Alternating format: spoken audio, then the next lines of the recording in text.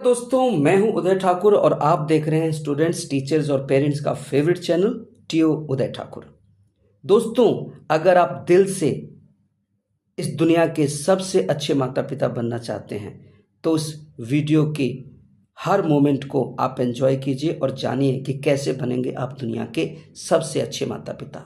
लेकिन दोस्तों, अगर आपको अपना ऑफिस ही प्यारा है, अगर आपको अपना काम ही प्यारा है और आप अपने बच्चों से कोई लगाव नहीं रखते, तो प्लीज़ इस वीडियो को बिल्कुल मत देखिए, क्योंकि इस वीडियो को देखने से सिर्फ आपका समय ही बर्बाद होगा। तो अपने समय को बचाइए और अपने ऑफिस निकल जाइए, अपने काम में लग जाइए। इस वीडियो को बिल्कुल मत देखिए।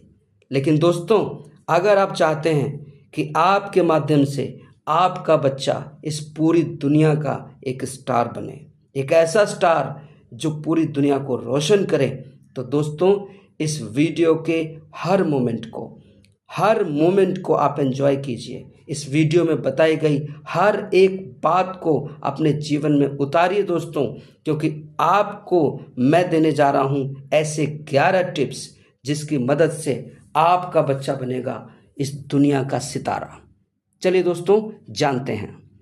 सबसे पहला और इम्पॉर्टेंट जो पॉइंट है दोस्तों, कि अपने बच्चों को आपको जानने की ज़रूरत है। जी हाँ दोस्तों, आप कहेंगे कि बचपन से अब तक हम पाल रहे हैं तो जाना ही हमने। नहीं दोस्तों, ऐसे बहुत से पहलू हैं जो आपने अपने बच्चे के बारे में जाना नहीं है। तो अपने बच्चे के साथ रहिए, उसके इंटरेस्ट को जानिए, उसे क्या खाना पसंद है, क्या पहनना पसंद है, क्या देखना पसंद है, उसकी प्रॉब्लम्स क्या हैं, किस वजह से वो उदास हो जाता है, किस वजह से वो खुश होता है, ये गहराई से जानिए दोस्तों। और जिस दिन आपने अपने बच्चे के बारे में हर एक पहलू को जाना, उस दिन आप एक अच्छे माता पिता बनने की शुरुआत कर देंगे। दूसरा पॉइंट दोस्तों, कि आपको अपने बच्चों के साथ समय बिताना है। आप कहेंगे सर, इतना समय ही कहाँ है। मैं मानता हूँ दोस्त कि आप आज के इस महंगाई के दौर में पैसे कमाने के लिए हस्बैंड वाइफ दोनों बहुत व्यस्त हैं। पर मुझे एक बात बताइए दोस्तों, आप इतने व्यस्त किस लिए हैं? आप इतने व्यस्त इसलिए हैं ताकि आप अपने बच्चों के विकास के लिए, एक बेहतर स्कूल देने के लिए, एक बेहतर परिवार के एनवायरनमेंट को देने के लिए आप ज़्यादा से ज़्यादा पैसे कमा सकें। मान लीजिए दोस्तों, भगवान ना करें कि आप पैसे की दुनिया में खोए रहें, पैसे कमाने के चक्कर में दौड़ते रहें और अपने बच्चे पर ध्यान न दें और वो बच्चा किसी नशे की संगत में पड़ जाए, नशा करने वाले दोस्तों की संगत में पड़ जाए, पड़ोसियों की संगत में पड़ जाए, वो किसी घर के नौकर के द्वारा, आस पड़ोस के किसी इंसान के द्वारा उस गंदगी में डाल दिया जाए जहाँ वो नशे का शिकार हो, जहाँ वो हिंसा का शिकार हो, जहाँ वो किडनैपिंग का शिकार हो। तो बताइए, क्या वो पैसा जिसके लिए आप दौड़ रहे हैं, वो ऑफिस जिसको आप इतने डेडिकेशन से आप जहाँ काम कर रहे हैं, क्या कुछ भी आपको, आपके लिए कुछ भला कर पाएंगे? जी नहीं दोस्तों। जिस बच्चे के लिए आप इतना दौड़ भाग कर रहे हैं, अगर वो बच्चा ही बिगड़ जाएगा, अगर वो बच्चा ही गलत रास्ते पे चल देगा, अगर वो बच्चा ही आपके हाथ से निकल जाएगा, तो बताइए वो पैसा किस काम का? तो दोस्तों, अपने बच्चे के साथ समय बिताइए, जितना भी समय। मैं ये नहीं कहता दोस्तों कि पूरा दिन बिताइए, 10 मिनट, 15 मिनट, आधा घंटा, 1 घंटा, जितना भी समय छुट्टी वाले दिन आप निकालिए और अपने बच्चे के साथ रहिए। और उसके साथ उस छुट्टी वाले दिन उस 20 मिनट को, उस 15 मिनट को, उस 10 मिनट को पूरा एंजॉय कीजिए, अपने मोबाइल फ़ोन, अपने ज़रूरी कामों को साइड रखकर। तीसरा पॉइंट है दोस्तों, कि become a camera not a reformer और प्रीचर। आपको अपने बच्चे का कैमरा बनना है दोस्तों। कैमरा देखता सब कुछ है पर बोलता कुछ नहीं है। बिल्कुल कैमरे की तरह बनना है। मैंने देखा है कि पेरेंट्स हमेशा ही बच्चों के पीछे पड़े रहते हैं। तुम स्कूल क्यों नहीं गए, होमवर्क क्यों नहीं किया, तुम्हारे मार्क्स क्यों कम आए, इतने पैसे हम खर्च कर रहे हैं, अब तुम कुछ नहीं कर रहे हो, तुम हमारा पैसा बर्बाद कर रहे हो, हम स्कूल से निकाल देंगे, हम ऐसा करेंगे, हम वैसा करेंगे, ला ला ला ला, लो लो लो लो, ला ला ला ला। ऐसा ही करते करते करते करते हम अपने बच्चे की जान लेते हैं दोस्तों। तो दोस्तों, आपको सिर्फ कैमरा बनना है। यानी आपको ऑब्जर्व करना है अपने बच्चे की लाइफ को, लेकिन मुंह से तभी बोलना है और मुंह से सिर्फ पॉजिटिव ही बोलना है ताकि बच्चे में पॉजिटिव चेंज आए। आप सोचते हैं उसको डांट कर, मार कर, फटकार कर उसके अंदर चेंज ले आएंगे? दोस्तों, एक टीचर का लगभग 25 सालों का अनुभव कहता है मुझे, बताता है मुझे कि डांट, फटकार और फिजिकल पनिशमेंट कभी भी बच्चे में चेंज नहीं ला सकती दोस्तों। वो ऊपर से आपको दिखावे के लिए आपको चेंज दिखा सकता है, लेकिन दिल से, अंदर से कोई चेंज नहीं आता दोस्तों। 25 सालों का अनुभव मुझे ये बताता है। बाकी आप जानिए, आप क्या सोचते हैं वो आपकी सोच है। दोस्तों, कनेक्शन बिफोर करेक्शन चौथा पॉइंट है, यानी आप बच्चे में जो भी हैबिट चेंज करना चाहते हैं, सबसे पहले आपको उस बच्चे के साथ कनेक्ट होना पड़ेगा। आपको एक दोस्ताना व्यवहार करते हुए बच्चे से जोड़ना होगा और बच्चे की असली प्रॉब्लम को जानने के बाद ही उसके अंदर कोई चेंज लाया जा सकता है दोस्तों। अगर आप ऊपर ऊपर से किसी व्यवहार से दुखी हैं और आप बच्चे को डांट रहे हैं, फटकार रहे हैं, यहाँ तक कि बुरी तरह पिटाई कर रहे हैं, तो उस बच्चे में कोई चेंज नहीं आएगा, बल्कि वो आपसे नफरत हो जाएगी। आप लगातार देख रहे हैं ना दुनिया में कि बच्चे किस किस तरह से हिंसा करके माता पिता की ज़िंदगी को नर्क बना चुके हैं। तो दोस्तों, आप अपने बच्चों से कनेक्शन को डेवलप कीजिए, और कनेक्शन डेवलप होता है उनके साथ रहने के तरीके से। कनेक्शन डेवलप होता है उनकी केयर करने से, उनकी प्रॉब्लम्स को समझने से। तो करिए ये पॉइंट। पांचवा जो पॉइंट है दोस्तों कि अवॉइड फिजिकल पनिशमेंट। जी हाँ दोस्तों, कई मेरे साथी कहेंगे कि spare the rod and spoil the child. दोस्तों, ज़माना बदल चुका है। एक समय था दोस्तों कि जब माता पिता बुरी तरह से बच्चों को पीट देते थे। हम भी उन्हीं में से एक बच्चे हैं। माता पिता पीट देते थे पूरी तरीके से, उसके बाद भी वो बच्चा माता पिता के चरण छूता था। ऐसा क्यों था दोस्तों? क्योंकि उस समय हमारे दौर में सोशल मीडिया का इतना इम्पैक्ट नहीं था, उस दौर में फास्ट फूड का इतना इम्पैक्ट नहीं था। और दोस्तों, आज फास्ट फूड के ज़माने में आज बच्चों का माइंड भी फास्ट हो चुका है, आज बच्चों के डिसीजन भी फास्ट हो चुके हैं, आज इमोशंस ख़त्म हो चुके हैं। तो ऐसे दौर में ज़माने के साथ हमें भी अपडेट होने की ज़रूरत है दोस्तों। अगर हम उस पुरानी ही परंपरा को, पिटाई और बुरी तरह से टॉर्चर करने की परंपरा को आज भी चलाएंगे दोस्तों, तो हमारे बच्चे एक नए दौर के बच्चे हैं, और वो बच्चे प्यार की भाषा समझते हैं, वो बच्चे केयर की भाषा समझते हैं। और दोस्तों, मैं तो बस यही कहूँगा कि फिजिकल पनिशमेंट मैंने अपने 25 साल के अनुभव में पाया है दोस्तों, कि जब जब कभी मैंने फिजिकल पनिशमेंट देने की कोशिश की और या दिया बच्चों को, उसके बाद उस बच्चे में वो चेंज नहीं देखा जितना मैंने प्यार देने के बाद देखा, जितना मैंने उस बच्चे को स्वीकार करने के बाद देखा। वो बच्चा जैसा भी है, मैंने जब उसको वैसा ही स्वीकार किया, तो मैंने देखा कि फिजिकल पनिशमेंट से ज़्यादा उस बच्चे पर उस प्यार ने असर किया। तो आप भी ट्राई कीजिए, और भाई रिज़ल्ट तो आएगा ही। कमेंट में ज़रूर लिखिएगा कि अगर आपने ऐसा कुछ किया तो कैसा चेंज आया बच्चे में। चलिए दोस्तों, अगले पॉइंट को हम डिस्कस करते हैं कि मेंटल सपोर्ट। यस दोस्तों, आज आपका बच्चा जिस दौर में जी रहा है, उस दौर में उसको मानसिक रूप से प्रताड़ित करने के लिए बहुत से सोर्सेस हैं। कोई पड़ोसी, कोई दोस्त, कोई क्लास का बच्चा, कोई टीचर, कोई रिश्तेदार, कोई भी उस बच्चे को टॉर्चर कर सकता है अपने तानों से, अपनी बातों से, या और भी हरकतों से। तो आपका बच्चा हो सकता है किसी भी वजह से डिस्टर्ब हो, और आप उसे डांट रहे हैं, पीट रहे हैं, तो उस डिस्टर्बेंस के कारण वो रिएक्शन करता है। आपको लगता है कि आपके डांटने की वजह से, आपको लगता है कि आपकी वजह से वो रिएक्शन है, लेकिन वो रिएक्शन किसी और की वजह से होता है। तो अपने बच्चे को मेंटल सपोर्ट दें, जानने की कोशिश करें कि कहीं वो दिमागी रूप से परेशान तो नहीं है, कहीं किसी की वजह से वो टेंशन में, डिप्रेशन में तो नहीं है। तो दोस्तों, मेंटल सपोर्ट दें। अगर आपको लगे कि ऐसा कुछ है, तो मानसिक रूप से उसके साथ रहें और बताएं कि उसको क्या करना है। अगला 7वां पॉइंट जो है दोस्तों कि मोमेंट्स ऑफ एंजॉयमेंट। अपने बच्चे के साथ एंजॉय करने के बहाने ढूंढिए, और अगर ना मिले कोई बहाने, तो उसके जन्मदिन से ही शुरू कीजिए। जिस दिन उसका जन्मदिन हो लाइए सुंदर सा केक।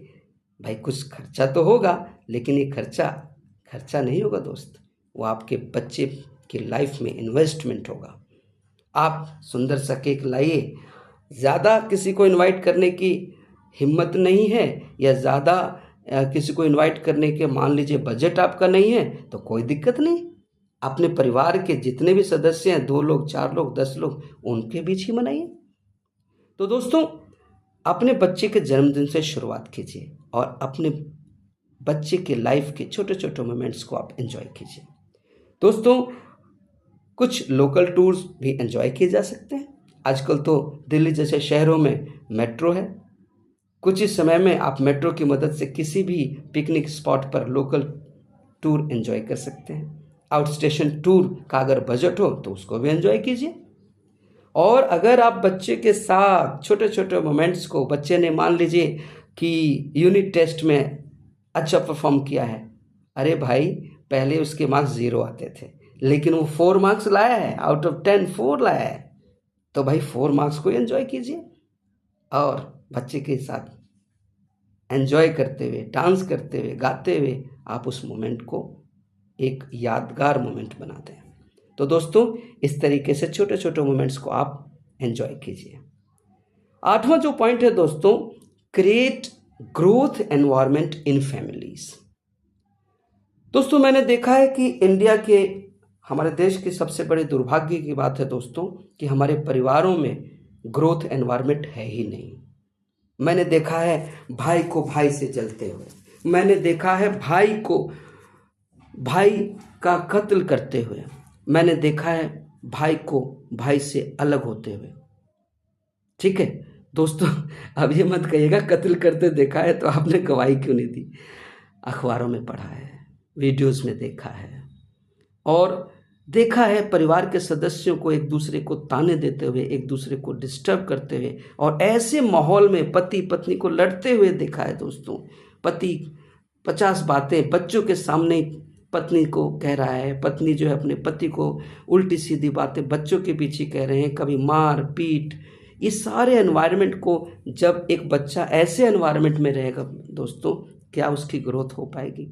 तो दोस्तों, चाहे आपके फैमिली मेंबर्स में दुनिया भर के विवाद हों, लेकिन बच्चों के सामने नहीं।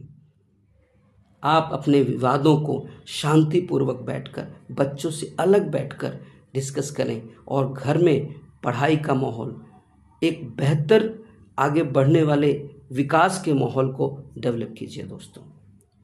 अगला जो 9वां पॉइंट है दोस्तों, accept your child as a human, not a product.